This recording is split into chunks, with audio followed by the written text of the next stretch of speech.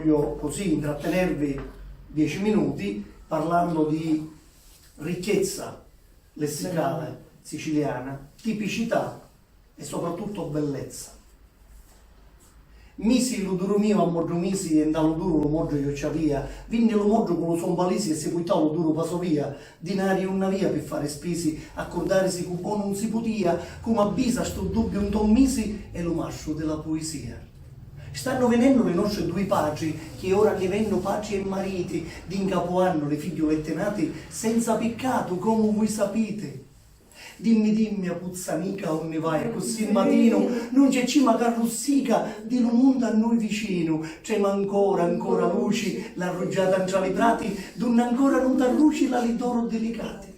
Li ciuriggi e dorminghiusi, tra le verde sobbottuna, stanno ancora scitti e chiusi, con le testi a pennoluna, ma la luzza s'affatica e tu voli e fai cammino. Dimmi a puzzanica, onde vai così il mattino? Sicilia, tu mi scurri in tale vini, si terra di ligenni antichi e sani, daluto solo ustettero un catini, elimi greci, siculi e sicani. Sicilia, litonotti suddivini, e magici tramonti e larbi arcani. Sicilia, lumi amuri e senza fini, e volo eterno, tra montagne, avi 20 anni che finiva la terra, e ancora ripetitto casi parra. L'America con tutta l'Inghilterra va pura, di furmentum anna sbarra, e lo furmentu si portà l'ammasso, ci sunno 100 cani su pronosso, e certe nappero lo spasso, fignauci lupi ditto e grosso.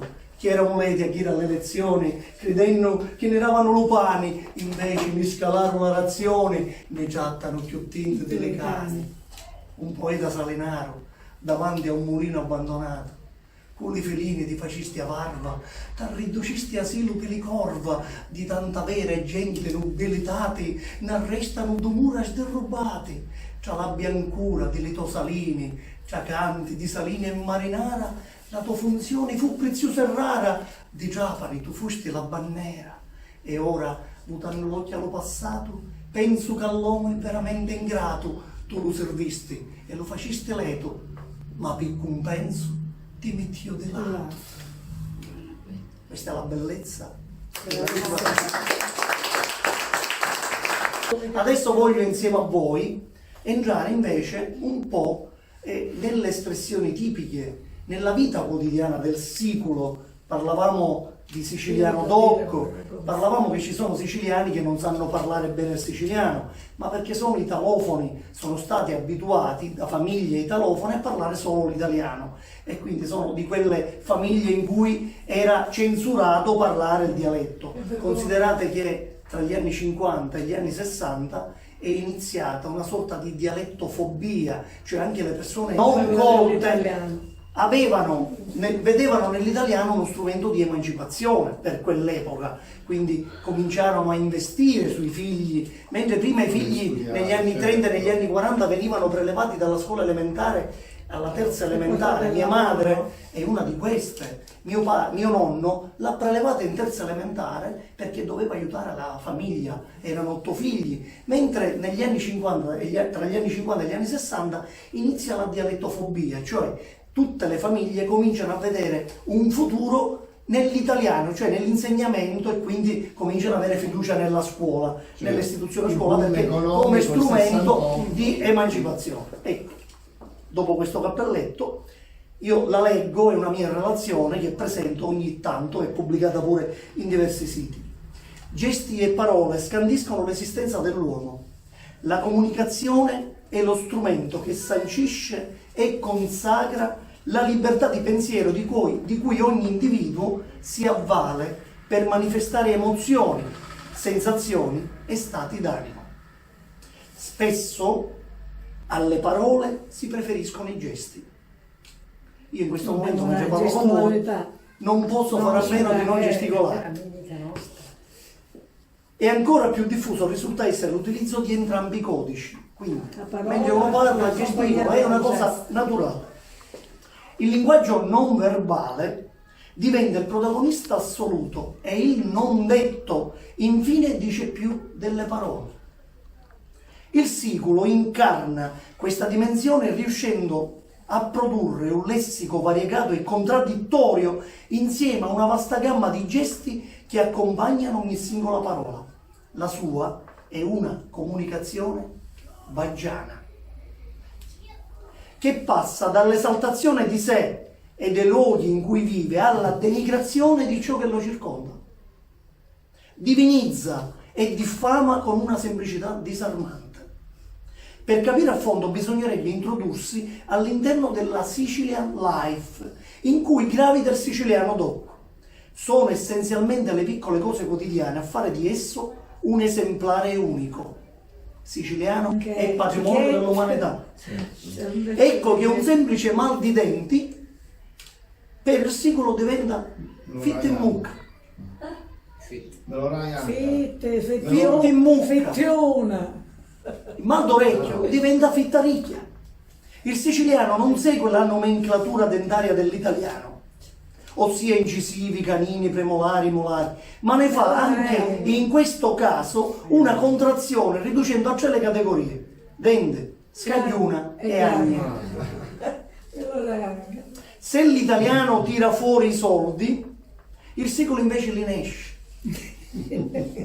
Già immagino la sua faccia pietosa nel vedere quel borsellino aperto mentre sfila delle banconote colorate che avrebbero dovuto rimanerci più a lungo e invece vi innoviavano e se le pigliavano. Per il secolo l'attesa è tremenda. Se qualcuno ritarda anche di soli 2 minuti a un appuntamento, egli dichiara con disinvoltura di avere aspettato 3 ore. E gli apre 3 ore che ti aspetta, come nulla.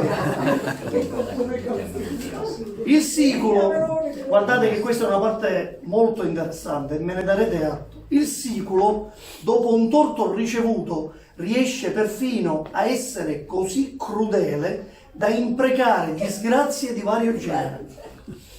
T'avesse a Venere a Cacarella. Nei casi migliori. Nei casi migliori. Vaetta sangue tu cuore. Nei casi più gravi.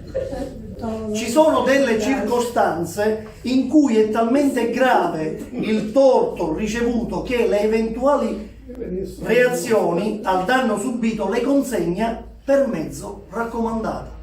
Varici, quinnuta, topace. Oppure varici, a tomate. Il termine minchia è il più utilizzato, posto quasi sempre all'inizio di un colloquio. Una colorita introduzione che può soltanto influenzare positivamente il dialogo occasionale. Minchia, la vediste che bella ciotta? Risposta. Gentile, risposta. Solo col tono, senza... Quindi questo è un preambolo per ogni discorso. Per il secolo beccarsi l'influenza è come uccidersi. Pigliai frisco e m'ammazzai. Le medicine che non devono mai mancare a casa di un siciliano sono infatti l'aspirina, Humalox, perché il secolo non mangia, s'abbuffa. In alternativa la biochietasi. L'obesità in Sicilia non è un problema, anzi è un modo per ostentare fierezza. Per il secolo le campagne contro l'obesità promosse dai media sono disinformazione. La panza a cilaio è melategno. Non è da tutti essere ingiuriati arancina coi peri, prodotto sacro del Sicilian Food. Le parole d'ordine sono sempre le stesse: futtirsi la spesa. A proposito di arancina, poco fa Gerbino ha parlato di differenze arancine e arancine. Io su questo voglio fare un appunto e poi continuo, perché praticamente questo discorso di arancina e arancino, quindi Sicilia orientale e Sicilia occidentale, sembra come un derby giocato in casa, non è altro che un deterrente che hanno i dialettologi per in realtà e andare contro chi invece concepisce la lingua, perché arancina e arancino non ci voleva la crusca a fare chiarezza. È ovvio che tutte e due le parole devono essere accettate e possono essere accettate, ma in italiano esiste mattina e mattino, non è che c'è questo gran problema. Voglio dire, il problema è che il dialettologo, ecco, non avendo altri quesiti a cui appigliarsi, usa come deterrente, invece non fa altro che spaccare linguisticamente una regione. Ma è bella arancino, è bella arancina e poi è anche buona da mangiare. Quindi abitudini e modi di fare che sembrano velati da un sottile strato di ironia, ma che rappresentano in effetti un modus vivendi originale che ha incuriosito antropologi e sociologi che ne hanno studiato le sfaccettature come in una rappresentazione teatrale ora comiche, ora grammatiche. L'unità di misura del siculo è il cagiozzo, porzione di salsiccia, dietro al quale si nasconde un universo surreale, un palcoscenico ideale in cui il siciliano diviene l'attore protagonista recitando il ruolo che a volte la stessa società gli cuce addosso. Chi recita la parte di Fonzi, Epidei, con sfumate d'antipatia, è certamente uno spacasi. Al contrario, chi si atteggia in modo simpatico diventa spacchiuso. Chi è si spacchiuso? Chi recita la parte del buono, attenzione, questa è una grandissima verità, in Sicilia, chi recita la parte del buono, rispettando le regole della civile convivenza, è considerato fissa.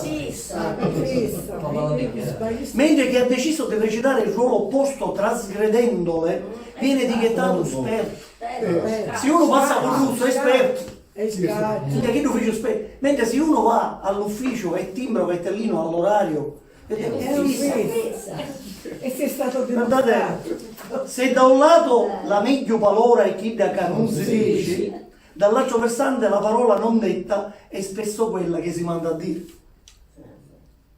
Contraddizione e incoerenza convivono con passione e teatralità in un mix che affascina e disarma coloro i quali anche per caso vi entrano in contatto.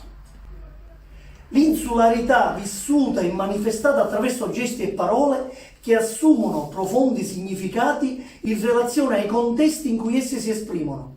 Termini che si rifanno a concetti ormai standardizzati, dove suono e significato costituiscono un tutt'uno indissolubile, dietro al quale si celano radici e antiche tradizioni.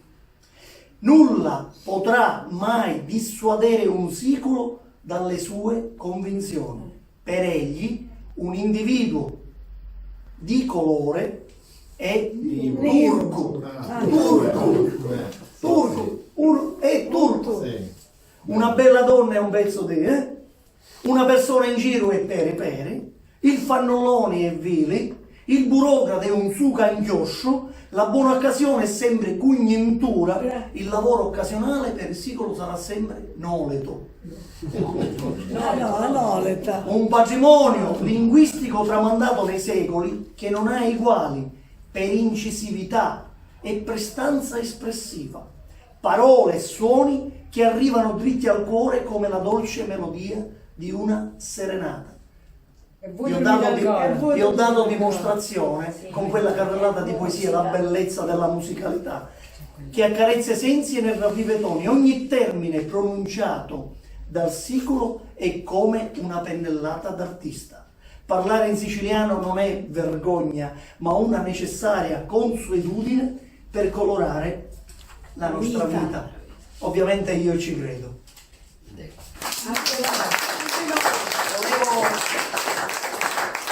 Volevo concludere con alcuni termini che voglio condividere con voi e alcune virtù, peculiarità del siciliano.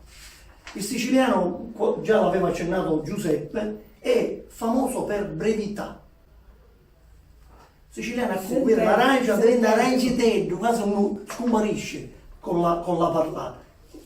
un cannolo diventa cannolicchio, una cosa tenente, ma pure io Nino, diventa Ninuzzo, Lenuzzo.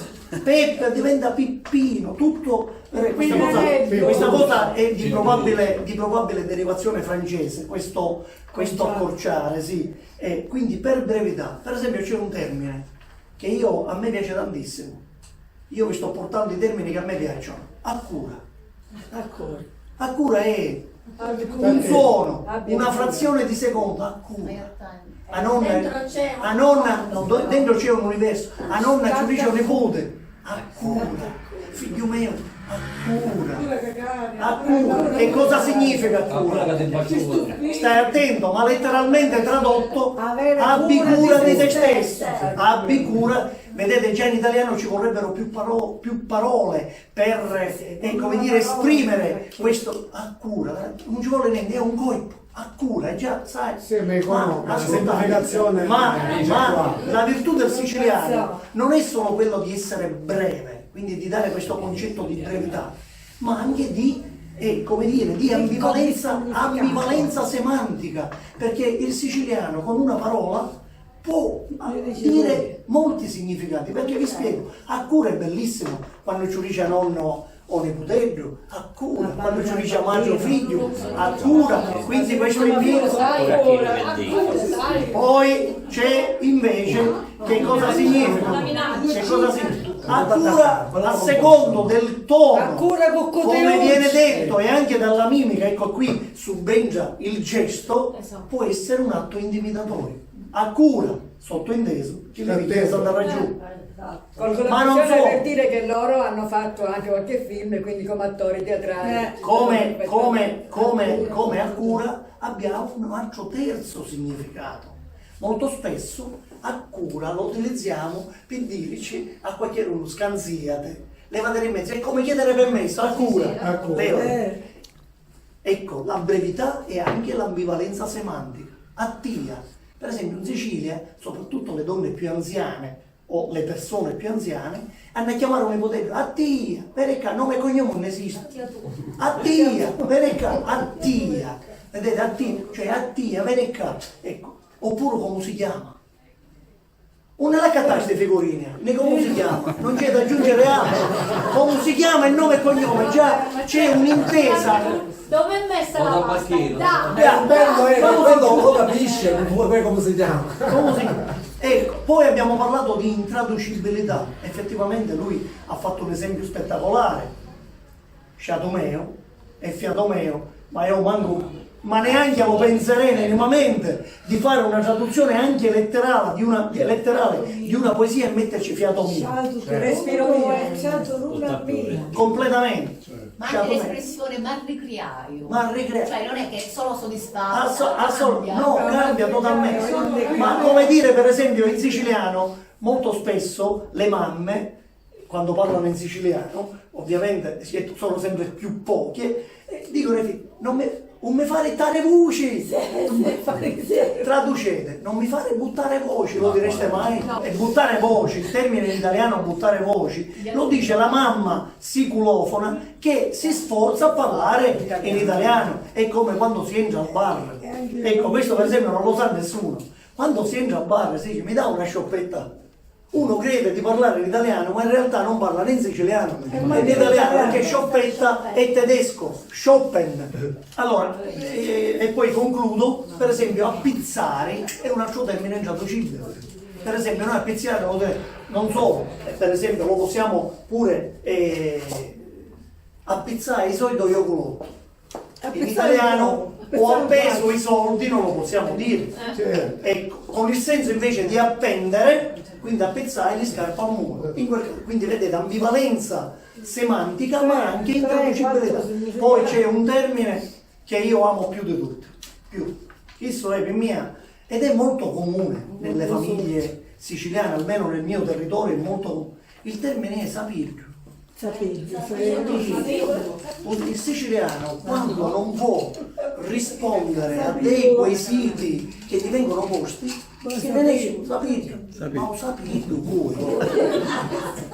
E credo che non c'è, però vi spiego, lì questo termine io perché lo amo? Perché qui c'è tutto il fatalismo del siciliano. praticamente questo è un termine che esprime religiosità, in quanto lui vive una fede, cioè ha dentro di sé una fede quasi anche inconsapevole per tradizione, perché sa Dio è Dio, cioè io pongo a Dio tutte le risposte che io non so dare.